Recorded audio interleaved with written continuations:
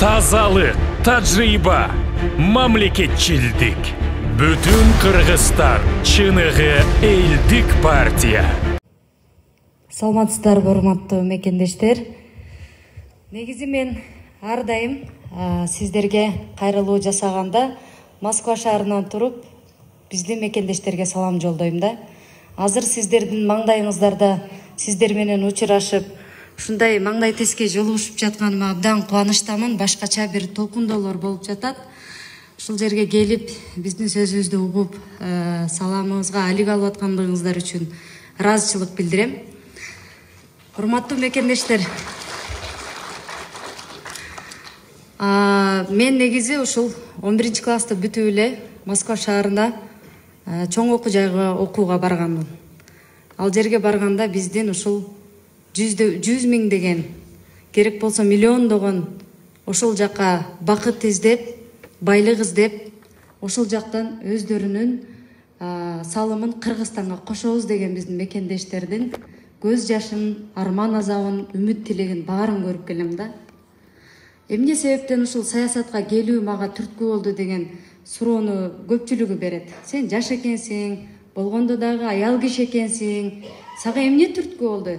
Эмне эле президенттерге сын айта бересиң? Жөн эле олтура бербейсиңби?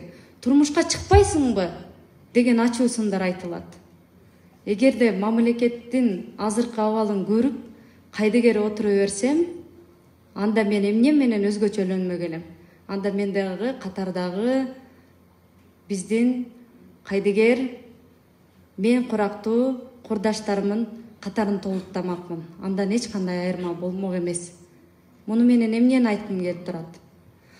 Биздин ушу нарындык, атбашылык дегеле ошол мекендештерибиз ошол жакта биз менен кошо мигрант болуп жүрүшөт да.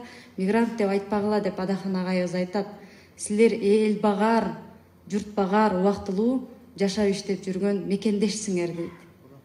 Ошолор мамлекетибизге ушул 2 миллиарддаган долларларды салып, өздөрүнүн көз жашын, жүрөгүндөгү канын ушул жака арнап атат да. Бирок көз жаш менен келгенин көпчүлүгү сезбейбиз. Буга ким күнөөлүү деген суроону бересиздер. Буга ушул кезге чейин келген президенттер да, эл да, өзүбүз да күнөөлүүбүз. Биз татыктууларын тандай албагандыгыбыз үчүн күнөөлүүбүз. Мен кээ бир учурда ата-энеме дагы айтчу элем. Силер күнөөлүүсүңөр депчи. Биз азыр 3-чү муун мигрант болуп атабыз. Неге татыктуусун тандабадыңыздар деп? Неге кезинде алдандыңыздар? Эмне кезинде сатылдыңыздар? Неге кайдыгер карап отурдуңуздар? Эмнеге жол бердиңиздер? 15-16 жаштагы кыздар иштеп жүрөт. Көз жашын төгүп коюп, кордукту көрүп. Ошол кыздардын тагдыры талкалангандыгына ким жоопкер? Мына ушул суроолордун алкагында, ушул кыйынчылыктын артында мен ошолордун сөзүн сиздерге жеткирейин деп келип турам да. Анан биздин ушул мекендештерибиз, менин укугум бар, мен мыйзамсыздыктарга макул эмесмин деген мекендештерибиз ушундай бир кыймылдарды түптөп, ошол жерде өздөрүнүн бактысы үчүн, өздөрүнүн бактылуу тагдыры үчүн күрөшүп жүрүшөт да. Анан ошолор сиздерден үмүт артат. Эмне себептен? Себеп дегенде миллиондогон мигранттардын шайлоо укугунан ажыратып койгон кайсы бийлик келбесин, асмандан айды күндү алып берем деп убада кылат дагы. Бирок дайыма бизди өгөйлөп, силер мамлекеттин өгөй баласысыңар. Силердин тапкан акчаңар адам, добушуңар арам деп бизди өгөйлөнтүп бөлүп келет. Биз шайлоого катышып, өзүбүздүн татыктуу тандообузду тандай албай келебиз. Ошол мигранттардын, ошол мекендештердин тандоосун сиздер тандап бериңиздерчи, жаркын жашоону сиздер бизге алып бериңиздерчи деп мен сиздерден суранганы келдим. Биздин бүтүн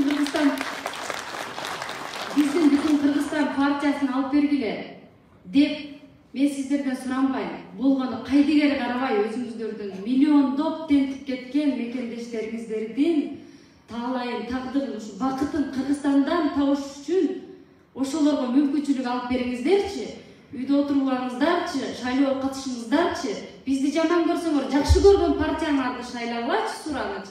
Болгону кайдыгер кылбагылачы, Кыргызстан жок болуп кетүү абалында турат. Биз жоготуп алышыбыз мүмкүн Кыргызстаныбызды. Качан биз бирдиктүү болуп, биримдикте жакшы замандаштарды, жакшы бизге жетекчи болуп, жол башчы болуп, өздөрү ушул жүрөгүн эли үчүн, жери үчүн душманга калкан кылып тосуп берген азаматтарды шайлайбыз. Ошондо гана биз бактылуу жашоо кечире алабыз. Келиңиздер, сиздерден сураныч, ушу мигранттардын добушу арам дебей, сиздер ошолор үчүн добуш алып бериңиздер деп суранат элем да. Рахмат.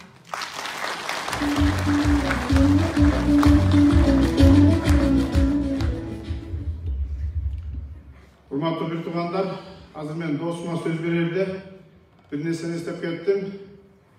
Дүйнөдөгү эң жаш падыша Александр Македонский 32 жашында падыша болгон. Ошол ушундай абалга келип калып, Дарья 3 менен согушканга туура келет. Дарья 3'тün солдаттары, жокерлери атчандары Александр Македонскийден караганда 10 эсе жогору болот.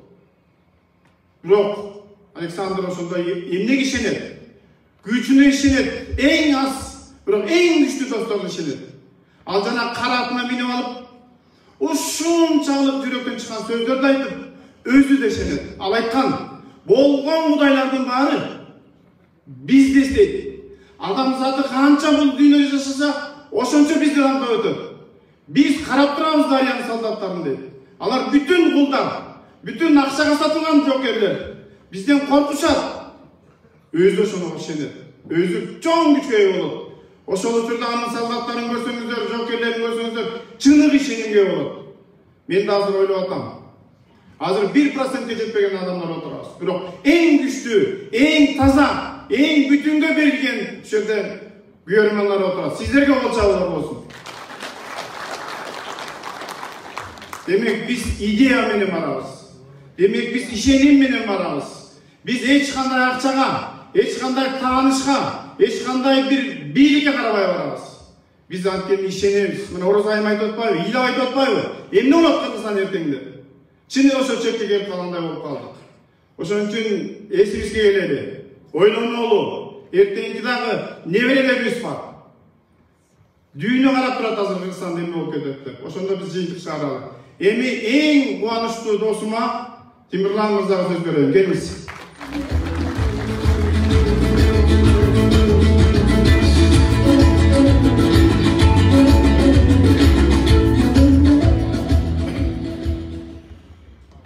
Рахмат Таштан мырза. Эми айланайын теңиз болуптар. Мен ушул жерде 2,5 жыл иштеп, ушул улуу жердин касиетин, ушул улуу элдин касиетин сезип, таазим этип билет да. Анткени Кудайдын бир көзү түшкөн, мээри түшкөн Теңир Тоо жергесине келип отурабыз да. Мен сиздерди 2,5 жылдын ичинде абдан элдин ким экенин, жердин ким экенин, укмуштуу да бир касиеттерин сездим. Өзү ыйык жер экенин сездим да алдында. Анан эми мен де мына депутаттыкка аттанганым Адахан Кимсанбаевич экөөбүзгө илгертеден эле жакшы мамиле элек. Адакем мырза телевидение иштеп жүрүп, ушу студенттерге күйүп, жаштарга күйүп, жатаканаларынан бери текшерип, эмне үчүн келечектеги биздин жаштар ушундай абалда жашаш керек. Калчандыр толук билим алат деп ошо телевидениеде жүргөндө, жаштардын көйгөйүн укмуштуу көтөрүп, күйүп чыкканда мен Адакемди аябай жакшы көрүп калгам. Ошондо жолугу рахматымды айтып, ошондон бери Адакемди аябай сыйлап келем. Аябай сыйлап келем.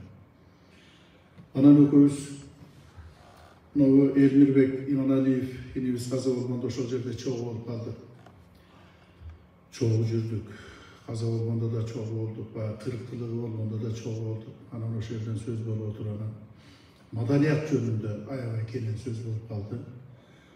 Анан ага ушу кыргыз маданиятын кантип көтөрүш керек?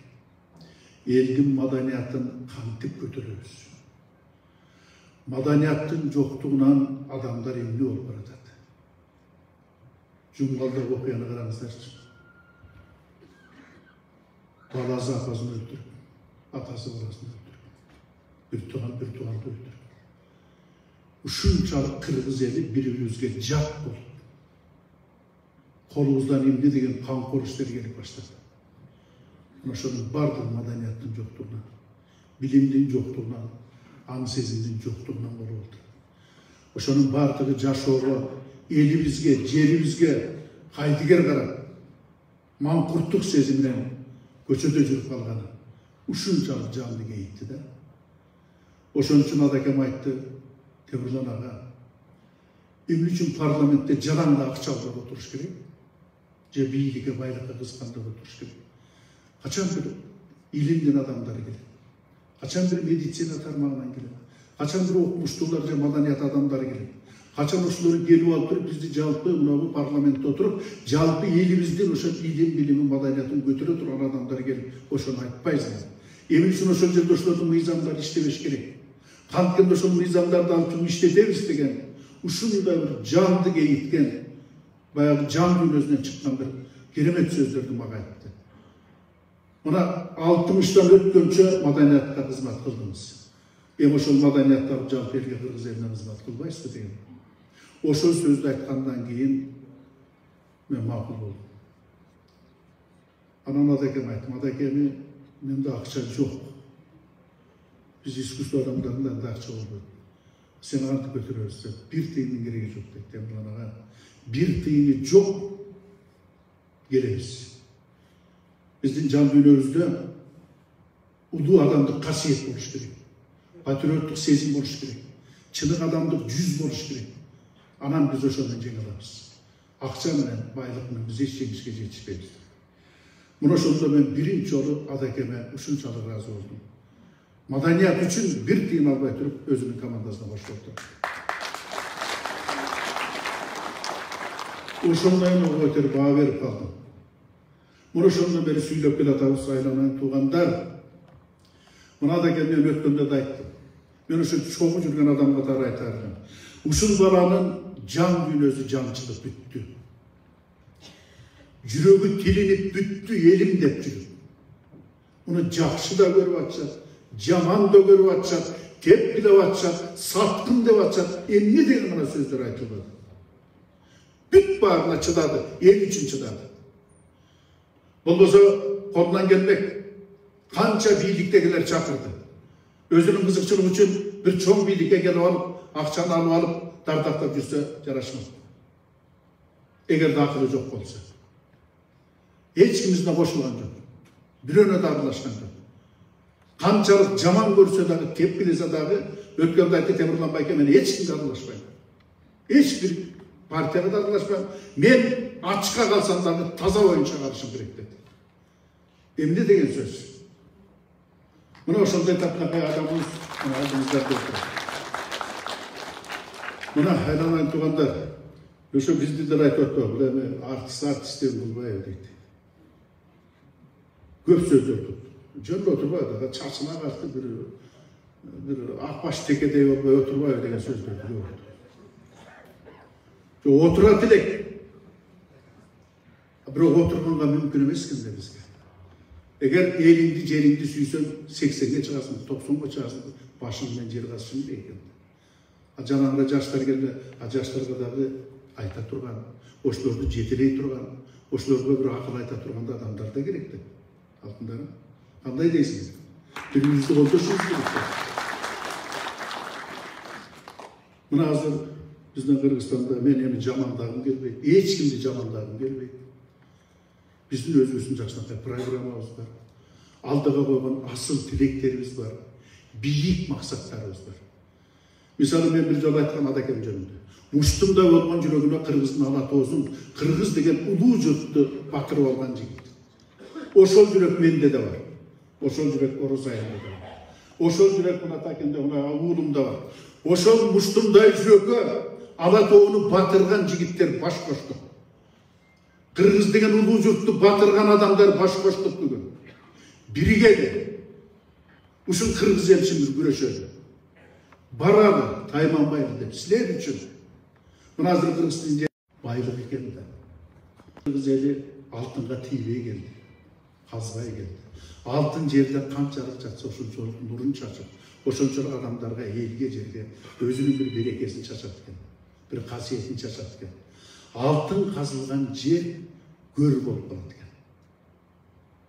Булагы да соолойт экен, мөңгүсү да талкаланат экен, жайнаган гүлдөр, жаркыраган төрлөр, карагайлар, кылымдардан бери кыргыз атабыз алаканда салып келген сулуу жер көргө айланып калат экен. Мына куттун кеткен. Көрсө алтын жок эле жашаса болот экен. Андан башка көп нерсе бар экен кыргыз элинде. Эгер мына бул акыл менен иштете билсе, жакшынакай лидерлик качествосу менен кыргыз элине ошо кылычтын мийизине өмүрүн сайып коюп, кыргыз элине кызмат кадарган адамга ал байлыгы жок эле башка нерсе менен элин бактылуу кылса болот экен. Мына ошону көрүп жанына шаянат.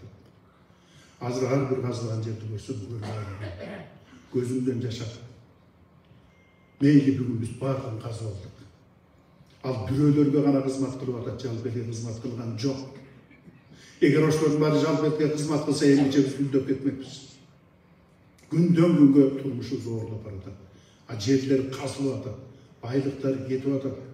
Канча жылдан бери ошентип келатат. Мейли бүгүн биз жашап алалы. Эртеңчи 100 жылдан кийин биздин кыргыз элин талдыргандай болот. 200 жылдан кийин кыргыз элин тагдыры болот. Түбөлүк түзгөндөй болуп калат кыргыз элин, эгер бүт баарын талкалап алсак, жок кылып алсак. Биз ата-бабадан келаткан нерсени бүгүн талкалап алып, эртең биз буунга эмнени өткөрүп беребиз? Кайсы бетибиз менен неберелерибизге жок кылып койдук деп айтабыз. Чөйрөлөргө жок кылып койдук деп айтабыз. Кийинки биздин урпактарга кайсы бетибиз менен биз карай алабыз? Эгерде бүгүн баарын сактап калбасак, бүгүн ошолорго татыктуу болуп, сактап, алаканга салып, жакшынакай бир түйүнчөгө түйүп, ошону калтыра албасак, биз кантип жашайбыз анда бүгүн? Бүгүн эле өзүбүздү ойлой берсек, бүгүн өзүмдү ойлой берсек, а менин балдарымчы, неберелеримчи, айланайын кыргыз элимдин келечек жашоосучу, кыргыз деген улуу журт каякта калат? Ала тоо деген касиеттүү жер каякта калат? Бүгүн бүт баарын талкалап алсак. Мына ошон үчүн аттандык, айланайын туугандар. Ошонун баарын сактап калыш керек. Bir unsur келет аз убакытта. Эгерде мына жаштарды окутуп, келечекте ошолордун баардыгын ар бир тармактар боюнча даярдап алсак, билимдүү жаштарды алып берип ошолорго шарт түзүп берсек, ошолор келет дагы алтынды касканда абайлап, бузбай туруп каскандай эле. Бузбай туруп чекесинен алып гана керектүү учурда пайдалана тургандай болуп туруп жасасак болот да, кандай да эстеп тургандар. Ага жеткирбей туруп, бирөөлөргө алып берип кастырып койгондо, алар кыргыздын жерин сактап бербейт да, алат да кетет. Эртең кыргыз элин баары жок кадарга бирти. Анткени байлыктан көзүнөн өтүп турган адамдар келет ушул жерге. Элге кызмат кылалы деп келген жок да ушулар. Кыргыз элине бир жакшылык кылалы деп келген жок да. Байлыгыбызды тартып эртең кыргыз элине эмне кылабыз? Мына ошон үчүн аттандык. Айланайын туугандар. Бул жан дүйнөнүн кыйкырыгы. Ошон үчүн айланайын туугандар, келгиле. Өзүбүздүн бактыбызды өзүбүз колдойлу. Өзүбүздүн жерибизди өзүбүз сактайлы. Өзүбүздүн чыныгы патриот улуттарыбыздын ким экенин билели, көзүбүздү ачалы, ойлонолу. Бирөө минтип койду эле деген сөздөн алыс бололу. Бирөө тигинтип койду эле деген сөздөн алыс бололу. Мен кечөөнү бирөөдөн уктум деген нерсени токтото чыгарылайындар. Ар бир нерсени өзүбүз чечебиз, ар бир адамдын өзүнүн позициясы болуш керек. Ар бир адам өзү ойлонуш керек, ар бир адам өзү талдаш керек. Ар бир нерсени айтаардан мурда. Ошого жетишсек, анда биз кыргыз элинин чыныгы асыл адамдар бола алабыз, айланайындар. Ошондуктан бирөөнүн сөзүнө ишенбейли, бирөөнүн сөзүн укпайлы, көзүң менен көрмөйүнчө айтыш болбойт, айланайын туугандар. Мен сиздердин бардыгыңыздарды, мына азыр канча партиялар келет, канча кыз жигиттерибиз келет, биз аларды жамандай албайбыз. Аларга жаман сөз айта албайбыз. Колдогула, каалаганыңарга салгыла. Бир гана нерсе, өзүңөрдүн уулуңарга өзүңөр милдеттүү болуп, кул болуп калбагылачы. Бир болбогон тыйынын алат дагы, эртең бирдеме десең, эй байке, эй эже, албадың алчыңды деген сөз, абдан жаман нерсе. Кичинекей бир 1000 сомго балдардын келечегин сатпайлычы. Кичинекей неберелердин келечегин сатпайлычы. Жайнаган көздөрдү сатпайлычы. Кичинекей ымыркайыбыздын күлкүсүн сатпайлычы. Өмүрүн сатпайлычы карабайын. Мен сиздерден ушуну сурайм. Албагылачы, жөн эле салып бергилечи жакшы болсун. Мен ушуга сиздерди үмүттөйм.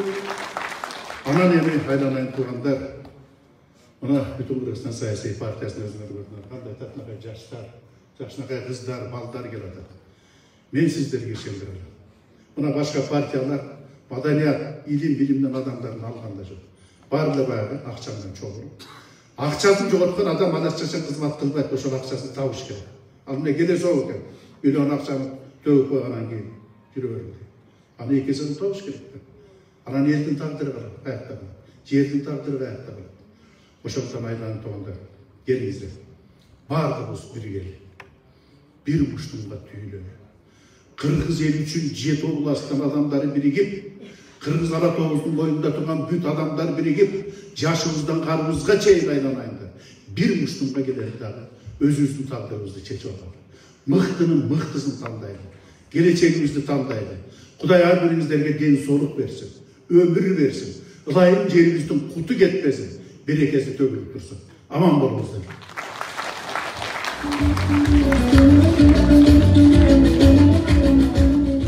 Чоң рахмат, Темирлан мырза.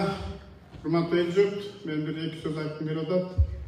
Кыргыз жолукканда эң оолу малжан кандай деп сурайт да. Андан кийин сурайт. Бир бооруң бүтүнбү дейт.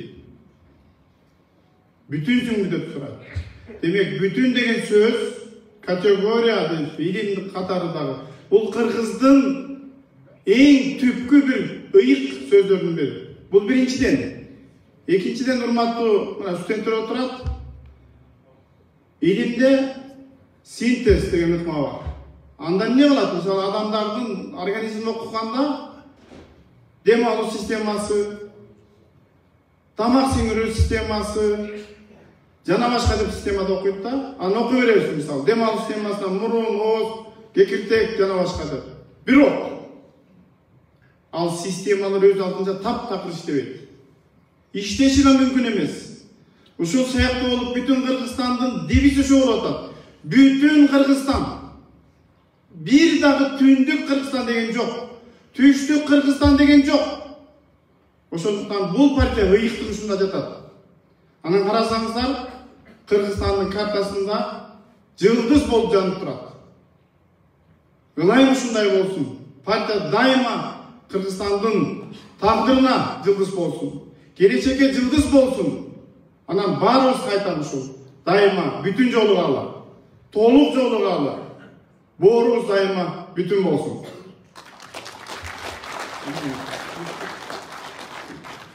Азыр эми дагы бир жолу биздин лидерибизге Атаман Кимсанбаевичке сөз берели. Кочолор.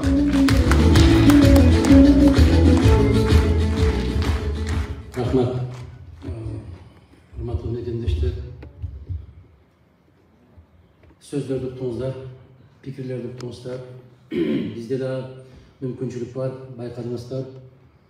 Темирлан мырза дагы, Таштанбек мырза дагы аябай көп нерселерди айтса болот.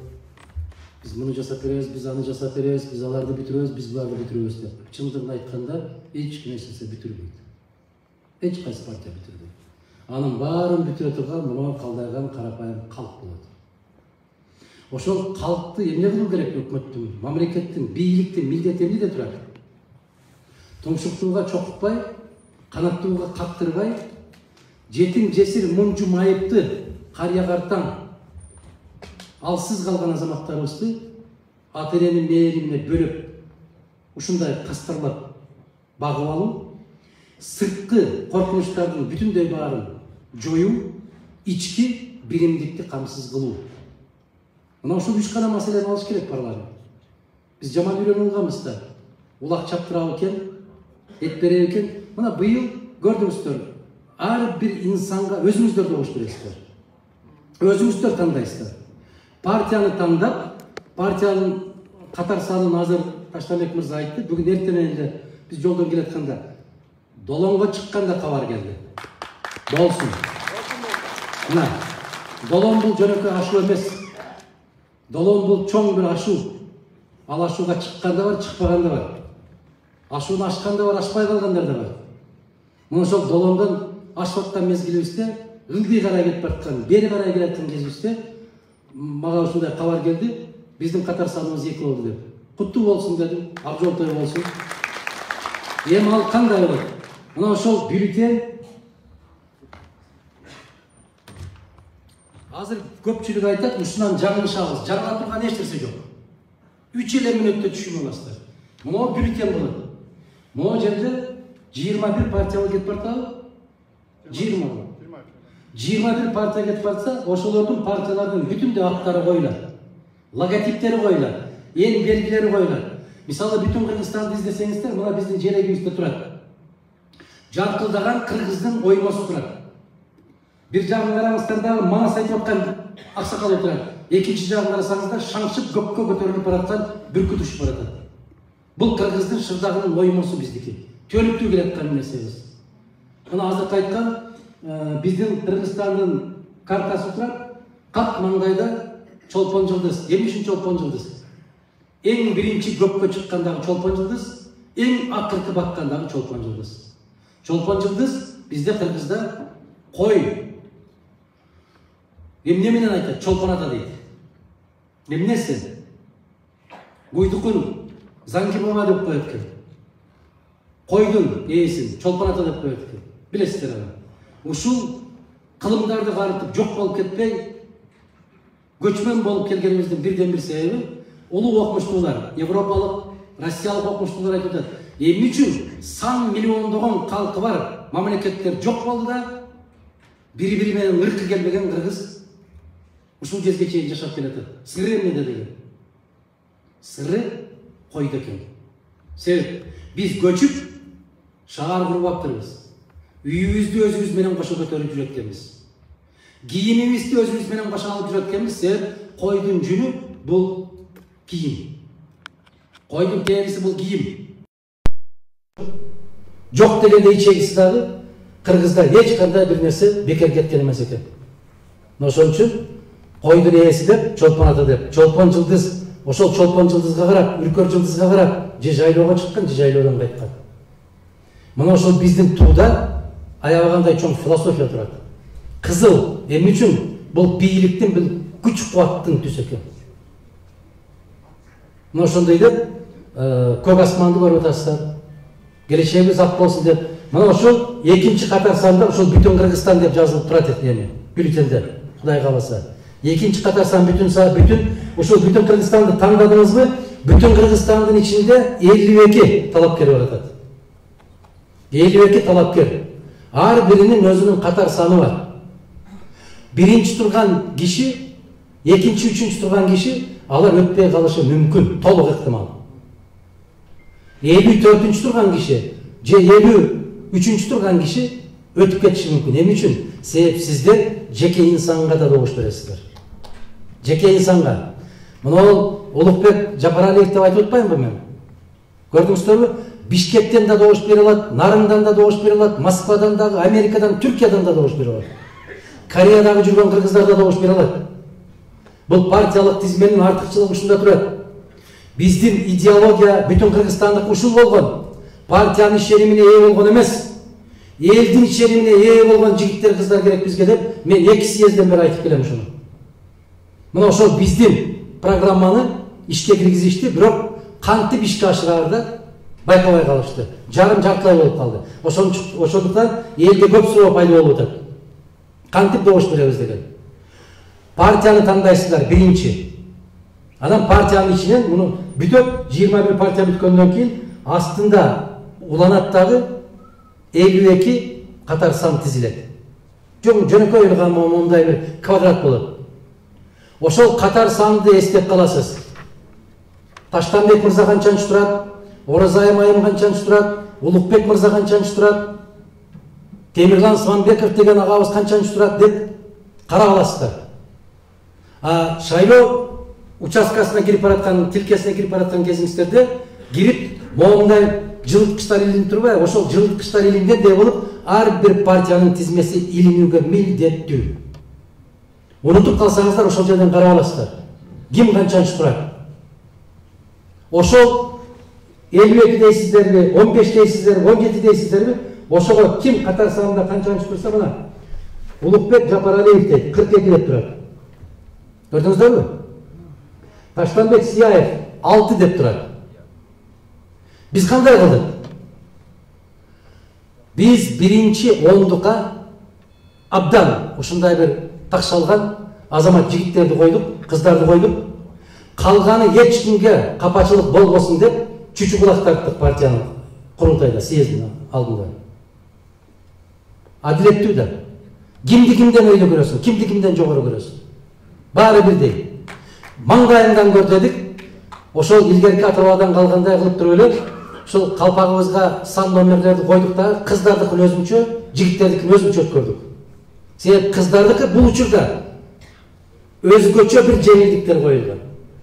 Эмне үчүн? Эгерде 15 депутат, 15 мандат менен партия өтсө, анын ичинде 5 кыз болууга милдеттүү. Бир добуш албаса да кыз бала барат ошол жерге. Түшүндүңүздөрбү?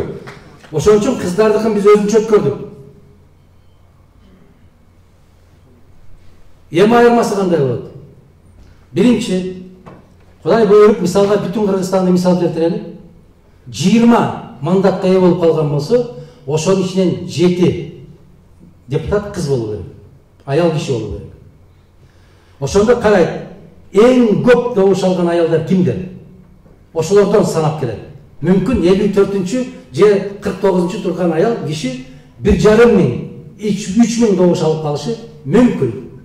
Биринчи болуп ошол кыз, ошол аял киши турат. Андан кийин кете берет.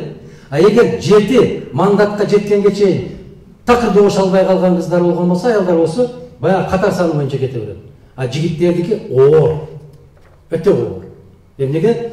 Биринчи 20 мандаттын 7-өүн аял кишиге койдук. Андан 13 мандат калат. 13-үн анан эң көп добуш алган инсандарга карайт. Мисалы Жапаралиев Улук мырза 42-чи турат. Кызыл аскерден, нарындан, анын ичинен ошо тууп өскөн айылым деп, Дөбөлүдөн, Эмгекчилден, Миңбулактан канча деген айылдардан көтөрүлүп чыккан болсо, канча добуш алса, жаштар азыр, жаштардын көпчүлүгү сыртта жүрөт. Москвадагы жүргөн биздин жарандардагы бүтүн Кыргызстанга анан Жапаралиевке добуш бере алат. Кореяда жүрсө да добуш берет, Америкада жүрсө да добуш берет. Мына артыкчылык кайда? Көрдүңүздөрбү? Ошондуктан эр азамат бир жерге байланып калган жок. Бүтүндөй аалам боюнча кай жерде кыргыз буту басса, ошол жерден добуш бере алат, Африкада жүрсө да. Кандай дейсиздер? Мына ошондо кимдин ким экендиги ошондо көрүнөт. Болбосо ар бирибизде шым кийип, калпак кийип алып чыгабызбы? Аркамда элим бар деп. Аркаңда кечирип кой. Аялың да турбаса керек сен. Мына ушундай да элекке түшүп каласың. Кошунаң да турбайт, бир тууганың да турбайт. Мен кыйынмын деп жанагы көпөстөрдүн көпчүлүгү акчасын берип коюп, алдыңкы катарды ээлеп алып туруп алышчу. Азыр эмандай болбойт. Эмне үчүн? Шайлоо башталды кечээден бери. Жым-жырт Кыргызстанда, жым-жырт, тып-тынч. Билесиздерби эмне үчүн? Себеп өткөндөгү шайлоодо көбүнүн оозу күйдү.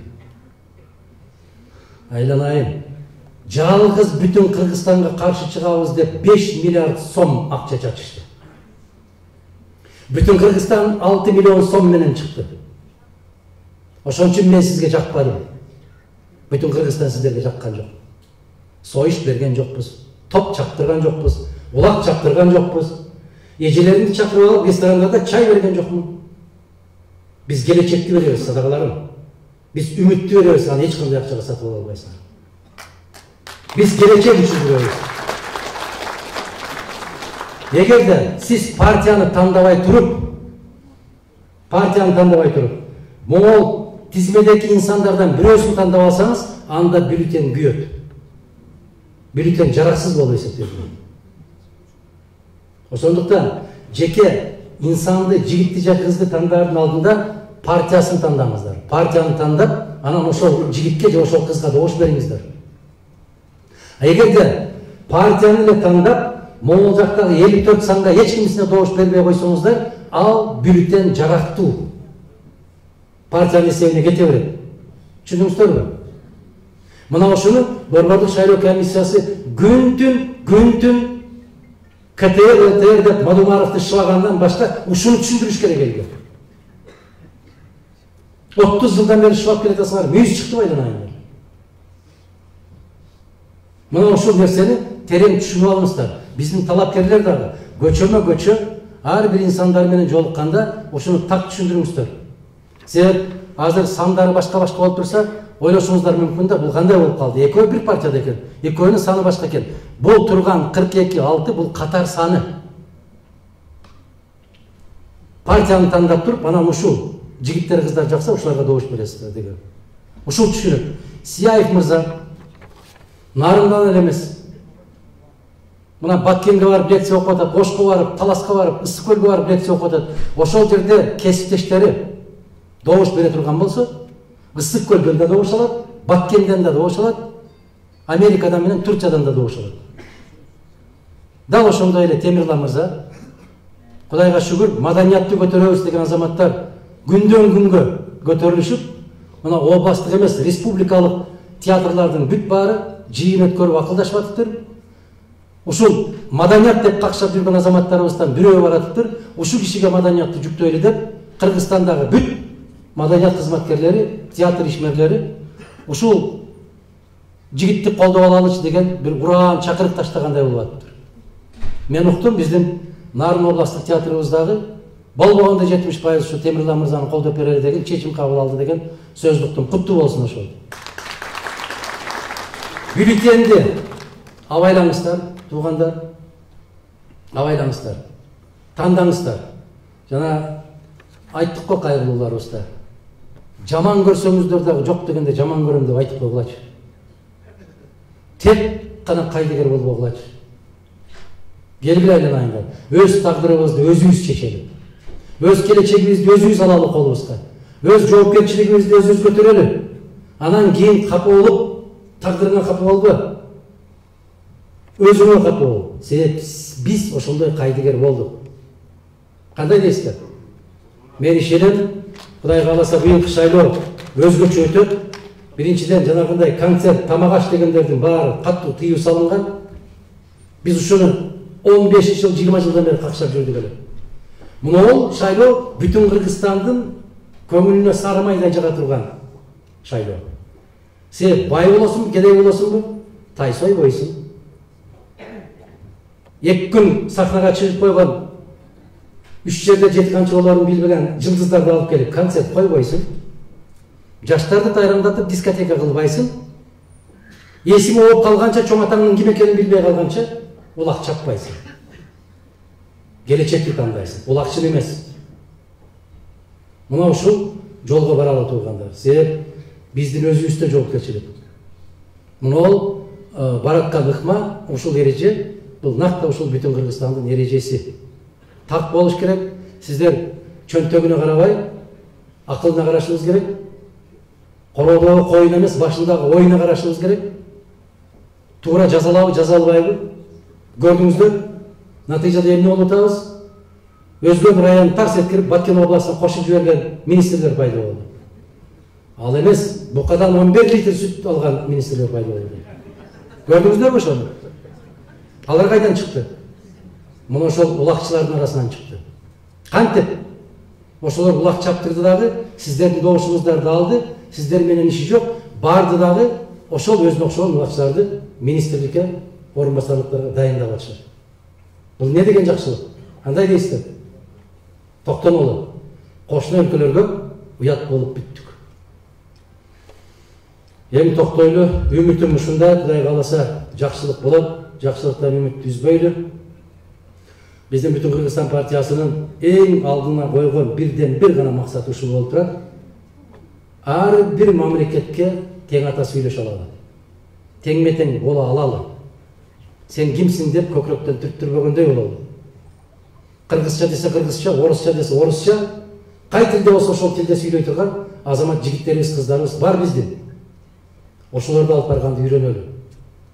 Кечээ эле мына биздин Миңбулакта чоң апаат болду, көрдүңүздөр.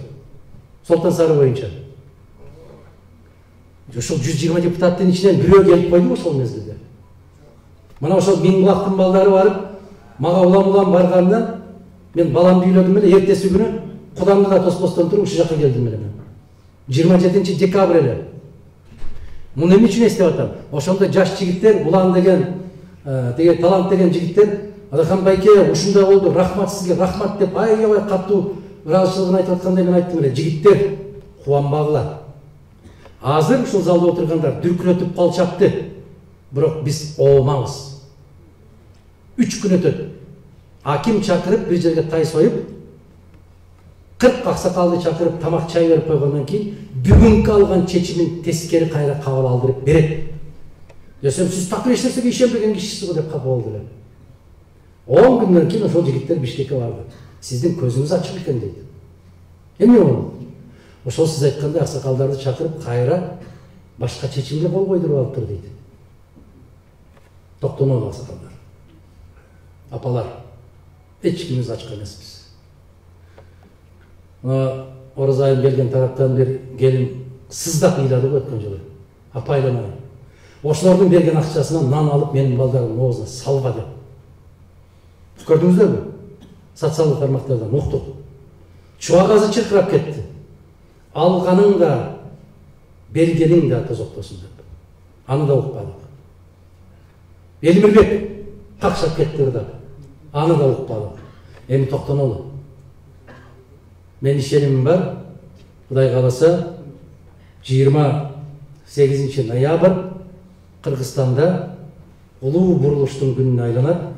Андан ары карай көптөн батып келаткан Кыргыздын күнү көккө жаркырап чыгат деген үмүтүм бар. Кас санагандар пас болсун. Бизге көзүн тиккендер, биздин жерге, биздин элге тамшангандар. Эгер жакшы ниет менен келишкен болсо, көкүрөгүбүз ачык, жаман ниет менен келген болсо, ар кимдин ниети өзүнө жолдош болсун. Элибиздин келечеги кең, асманыбыз ачык, наныбыз бүтүн, дасторконубуз толук. Ошол тапкандарыбыздын баары азыр аталарыбыз, энелерибиз жыйын жыйнап, бүтүндөй түшүм жыйнап бүткөн мезгил. Аллах берекесин берсин да, тапкандардын баары уул кыздарыбыздын тойлоруна, неберелерибиздин тойлоруна насип кылган болсун. Ар дайым жакшылыктын үстүндө жолукканды жараткан биздин маңдайыбызга жазган болсун. Рахмат, бар болуңуздар. Чоң рахмат.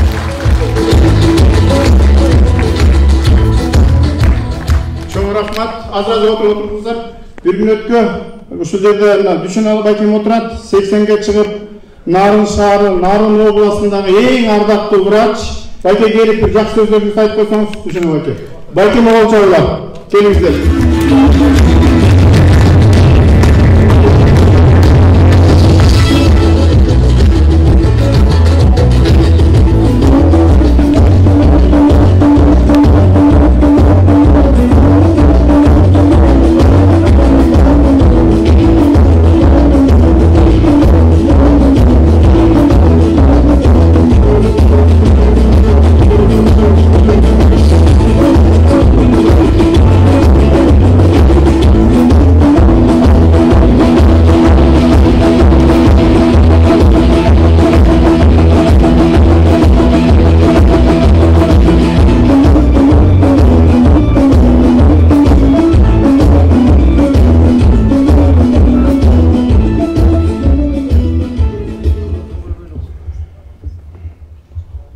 Айланайын элдерт ватан бери жакшынакай сөздөрдү уктук.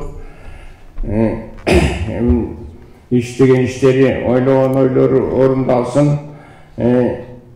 Мындай карап көргөндө действительно бүтүн Кыргызстан аябагандай такшалган, билимдүү, илимдүү, бүт бардык нерсенин баарын мойнуна көтөрүп, жүгүн көтөрүп жүргөн жакшы партия.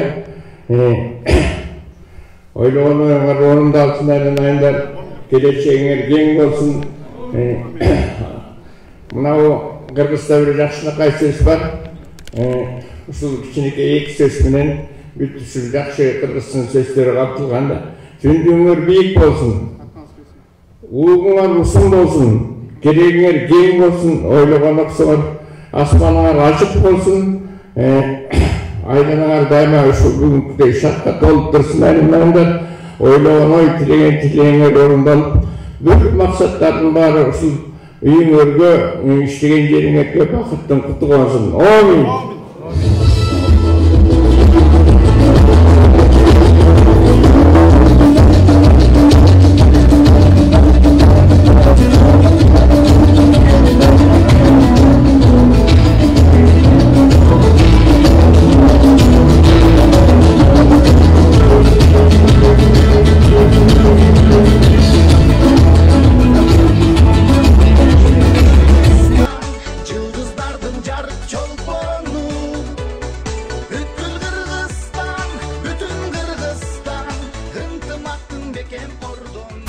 Тазалык, тажрыйба, мамлекетчилдик.